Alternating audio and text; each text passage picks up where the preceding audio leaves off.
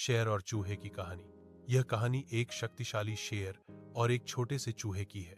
एक दिन एक जंगल में शेर सो रहा था।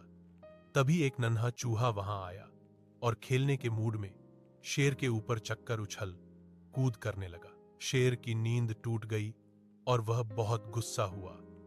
उसने एक पंजा चूहे के ऊपर रखा और दहाड़कर बोला, तुम्हारी इतनी हिम्मत, तुमने मेरी नींद खराब कर दी, अब मैं तुम्हें खा जाऊंगा। चूहा डर के मारे कांपने लगा। उसने गिड़गिड़ाते हुए कहा, महाराज, मुझे मां कर दीजिए, मुझे छोड़ दीजिए।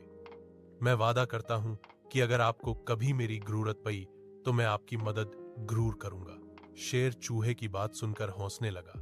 उसने सोचा, यह छोटा सा चूहा मेरी क्या मदद करेगा, लेकिन फिर भी उसे दया आ गई और उसने चूहे को जाने दिया। चूहा तुरंत वहां से भाग गया। कुछ दिनों बाद जंगल में कुछ शिकारी आए। उन्होंने शेर को पकड़ने के लिए एक बड़ा जाल बिछाया। शेर अनजाने में उस जाल में फंस गया। वह बाहर निकलने की बहुत कोशिश करने लगा, लेकिन निकल नहीं पाया और जोर जोर से दहाड़ने लगा। चूहे ने शेर की दहाड़ सुनी और तुरंत दौड़कर वहां आया। उसने देखा कि शेर जाल में फंसा हुआ है। चूहे को वह दिन याद आया जब शेर ने उसे माम कर दिया था। चूहे ने शेर से कहा, दोस्त, घबराओ नहीं, मैं तुम्हें बचाऊंगा। फिर चूहे ने अपने तेज दांतों से जाल को धीरे धीरे कुतरना शुरू कर दिया।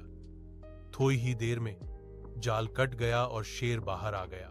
शेर ने चूहे का धन्यवाद किया और अपनी गलती महसूस की।